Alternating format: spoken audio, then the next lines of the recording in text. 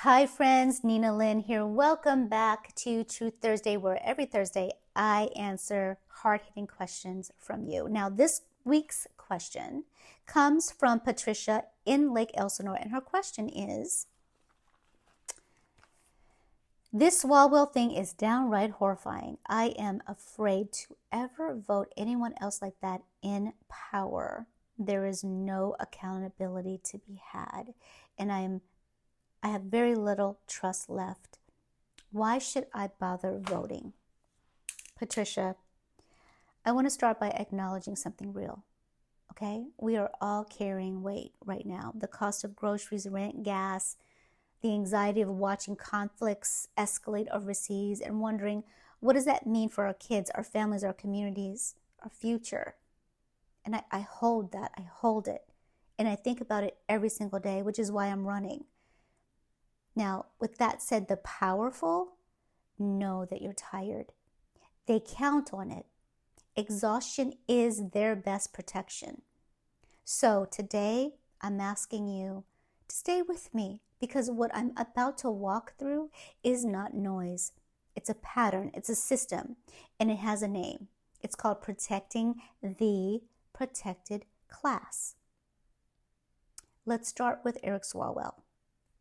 Democrat, California congressman for 13 years, Intelligence Committee, Judiciary Committee. He was positioned as the next generation of Democratic leadership. Last week, he was the front runner of becoming governor of California. And then CNN and the San Francisco Chronicle published detailed accounts from multiple women, allegations of sexual misconduct and criminal assault. Swalwell denies it all, but what he can't deny is within 100 hours, all 21 of his congressional endorsers pulled their support. The Democratic Party leaders tell him, in your campaign.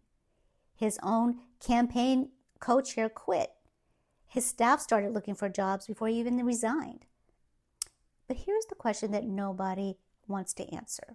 Why did it take the public finding out about this behavior for any of that to happen in the first place?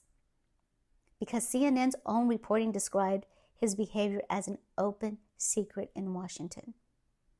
His colleagues knew of the rumors. They've heard about it. At least one member who was considering endorsing him asked him about those rumors directly. And it was told before he was married, all of this happened.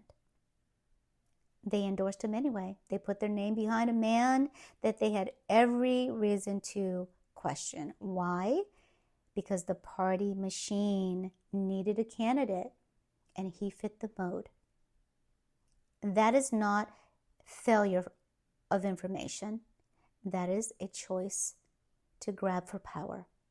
Now, let's reach across the aisle because this question extends beyond party affiliation. We have Republican Congressman Tony Gonzalez of Texas. 3 terms, he represented the Uvalde district. That's the same community that lost 19 children and 2 teachers in one of the most devastating school shootings in American history. And he was trusted with that grief. And he was also having an affair with a young staffer who worked in his district office against congressional rules. Now, the texts are in evidence, and it shows that she wrote to him, "This is going too far, boss." And he asked her, he kept pushing, "Send me a sexy pic." She refused. He kept pushing. That young staffer died by suicide in September of 2025. She set herself on fire outside her home. Gonzalez denied the relationship publicly for months. He called the allegations completely untruthful. And he only admitted the truth last month when a screenshot of the young staffer's own text message surfaced, where she had written, "I had an affair with our boss." So he announced his retirement the same day Swalwell resigned, hours apart. Now, look at the facts. You have the members from both parties publicly pushing for the same outcome for both men. At the same time, 2 parties, 2 different scandals. both gone within hours of each other.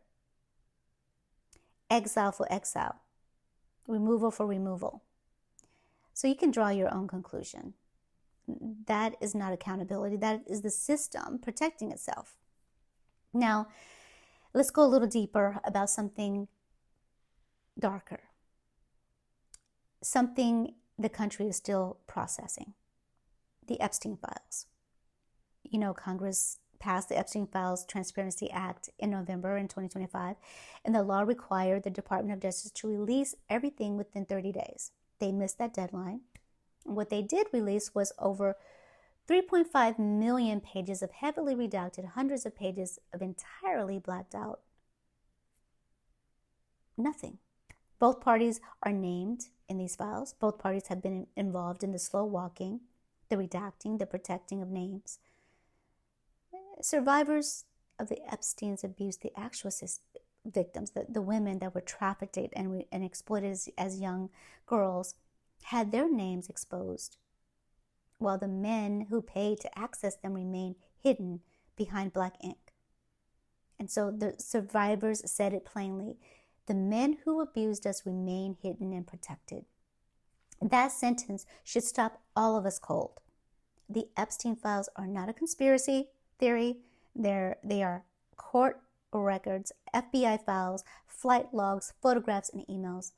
They document a network of powerful men who used wealth and access to exploit vulnerable young women and girls, and who they protected for decades by institutions, by silence, by money, by the people in positions of power, who looked away because looking away was in their interest.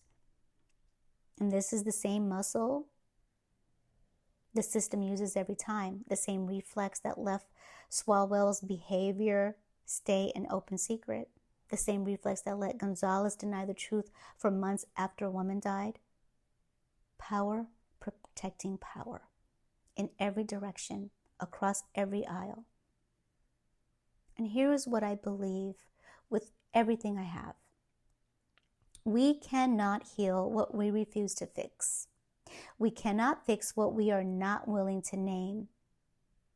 The darkness in the Epstein files, the depravity, the access that money bought, the silence that institutions kept, the darkness does not go away because we are tired. It grows in silence. So we face it. We say what it is. We demand full transparency, full accountability, and we stop accepting the performance of outrage from people who were silent when silence was safe. Now, I'm running for Congress because the 80% of Americans in the middle, the people who are not ideologues, who are not donors, who are not connected, deserve a representative, independent representative who works for them, not for a party, not for a protection racket disguised as leadership. The protected class has had its season. It is time now for the people to have theirs. Like, share, comment, and follow. I'll see you next Thursday. Nina Lynn, congressional candidate.